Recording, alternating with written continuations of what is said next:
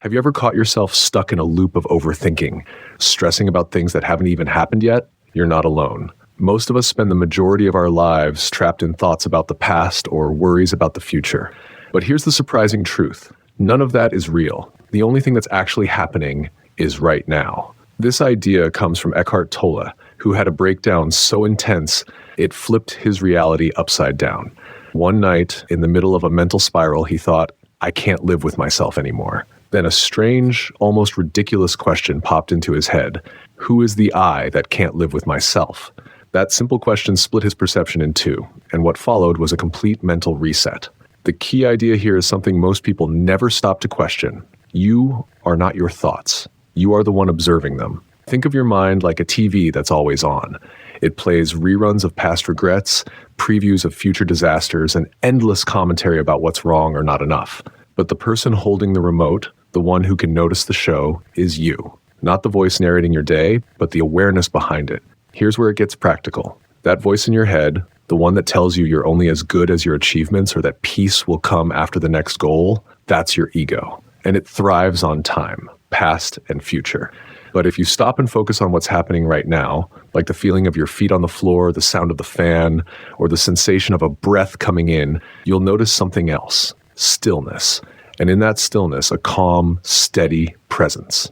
This isn't about meditation or philosophy. It's about paying attention, washing your hands, feel the water. Stuck in traffic, listen to the hum around you. These are entry points to presence. Ordinary things become clear and almost vivid when you're not lost in thought about them. Eckhart Tolle calls this presence the power of now. It's not some mystical state.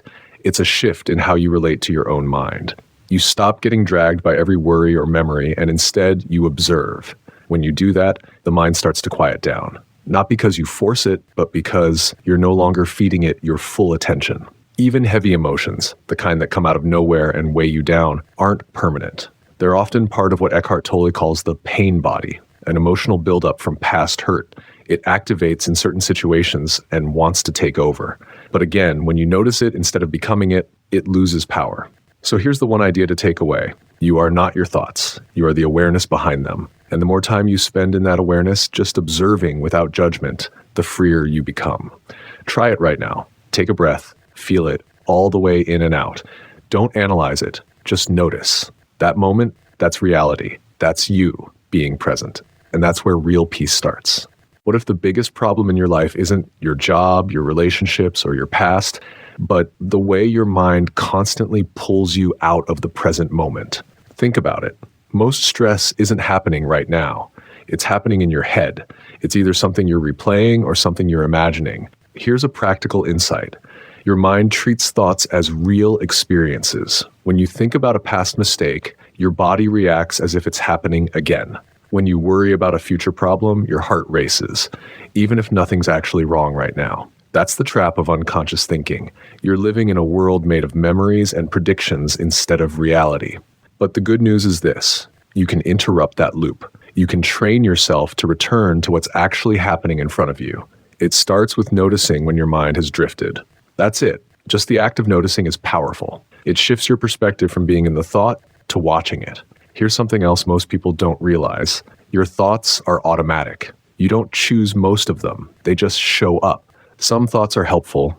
Others are just mental noise. This is where presence comes in.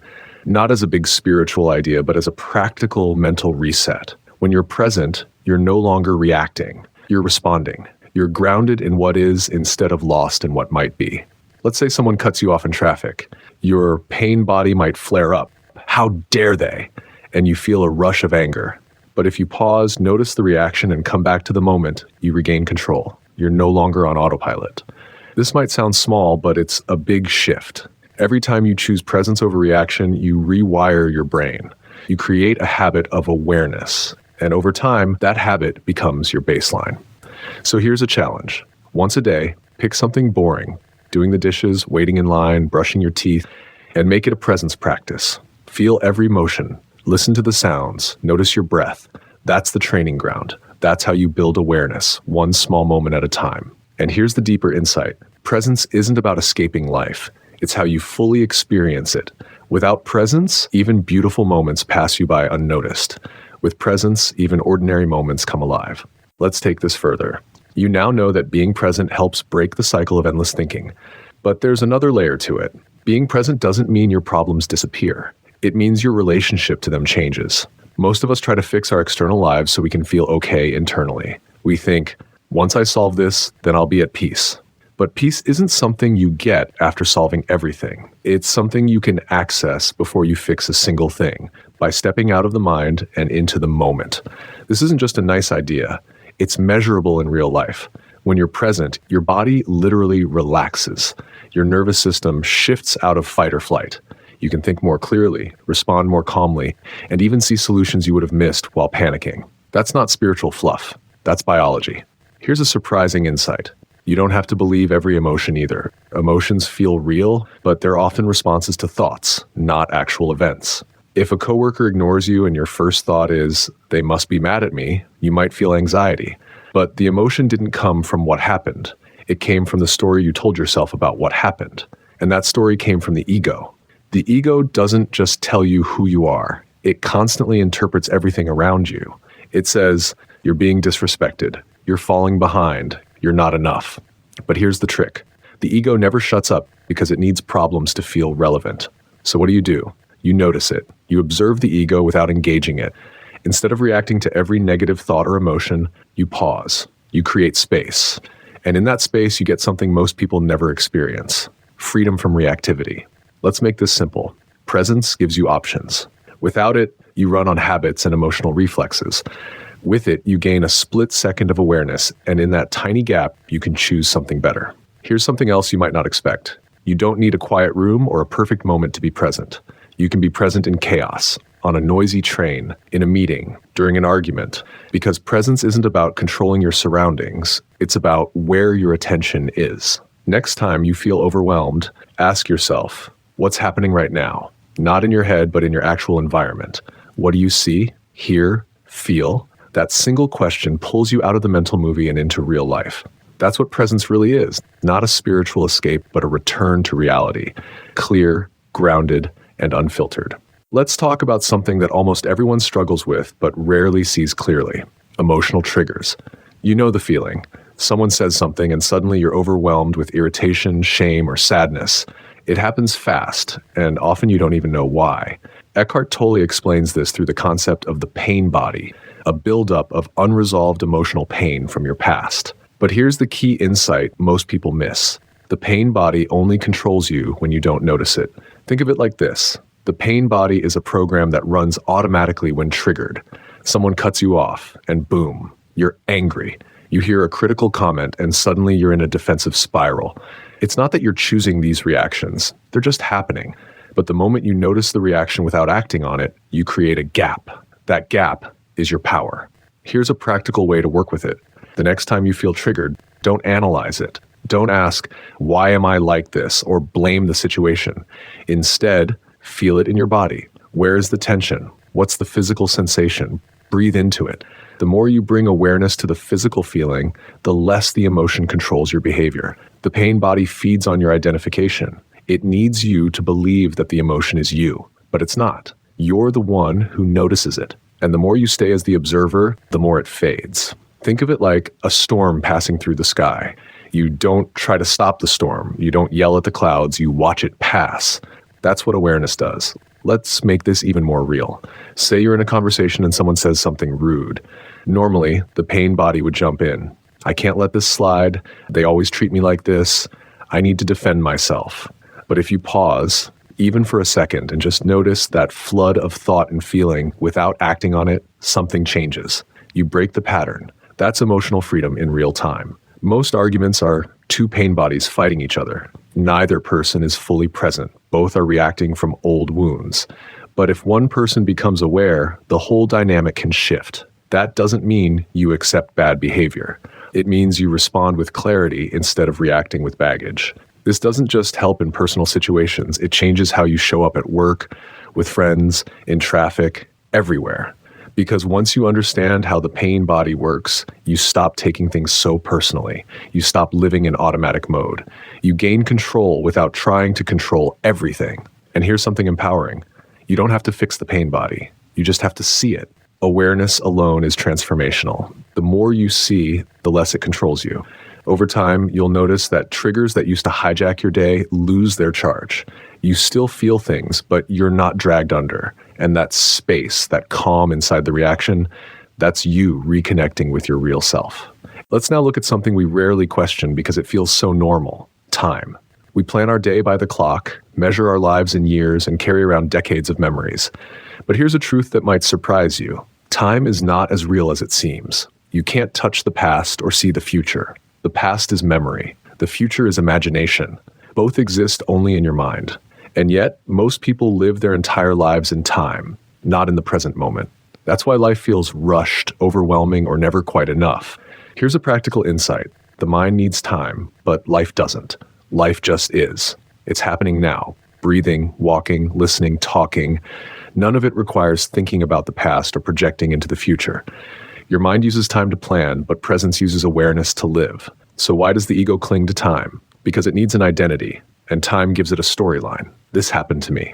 This is who I've become. This is where I'm going. The ego can't survive if you stop referencing the past or depending on the future. It loses control when you stop living in the story. Time-based thinking leads to time-based stress. When you feel like you're running out of time, behind in life, or late in your journey, that's not reality. That's a mental construct. It's a belief you've inherited, not a truth you discovered. Ask yourself, what's wrong with this moment right now? Not yesterday, not tomorrow, just this moment. Most of the time, nothing is actually wrong. The stress lives in the time-based mind, not in the present reality. Let's make this concrete. You're waiting in line. You start thinking about how you're wasting time, how much you still need to do, how late you might be. Notice what's actually happening. You're standing. That's it. The stress comes not from the situation, but from your resistance to the moment. When you stop thinking in terms of a before and after, you become free to experience now fully. And now is where life actually happens. Here's a simple practice. When you catch yourself ruminating or worrying, ask, is this thought about right now? If not, pause. Return to your body, your breath, your senses. Time thinking pulls you out of life. Presence brings you back in. You'll notice something unexpected when you do this regularly. You become more efficient, not less, because your attention is fully in what you're doing. You're not half stuck in yesterday's regrets or tomorrow's anxieties. You're focused. You're clear. You are not behind. You are not late. You are exactly where you are because this moment is the only place you ever can be. Everything else is just noise. Let's bring everything together. The message is simple. Everything you've been searching for, peace, clarity, freedom, is already available right now. But you won't find it in more thinking, more planning, or more striving. You'll find it in presence. This isn't about achieving a perfect mindset or becoming someone new. It's about waking up to what's already here, underneath all the noise. And it's simpler than most people expect. You don't need to go on a retreat or meditate for hours a day. You just need to start noticing what's real right now. Presence is a skill. Like any skill, it gets stronger with practice. The more you come back to this moment, through breath, through movement, through simply paying attention, the more natural it becomes. You'll catch yourself sooner when you're lost in thought. You'll react less, notice more, and feel grounded in moments that used to throw you off balance. Presence doesn't mean life gets easier. It means you get clearer. You'll still face challenges. You'll still feel emotions. But instead of being consumed by them, you'll have space. And in that space, you'll find the ability to respond with calm and intention rather than reflex and habit. Start small. Next time you're eating, eat without your phone. Feel the texture, taste the flavor. When you're walking, don't rush to get somewhere. Notice the steps, the air, the ground. When you're listening to someone, don't think about your reply. Just listen. These are not spiritual practices. They're human ones. They're how we return to real life. Your presence affects others. When you're grounded, others feel it. When you're truly listening, people open up. When you're not ruled by reactivity, conflicts de-escalate. Presence is not just personal, it's relational. It changes how you show up in the world. So here's the final question. What if nothing needs to change for you to feel at peace, except your relationship with the moment you're in? Try this now. Stop reading for 5 seconds. Take a breath. Feel your body. Notice this space. This is it. This is where life happens. Not in the past, not in the future, here. And you can come back here anytime.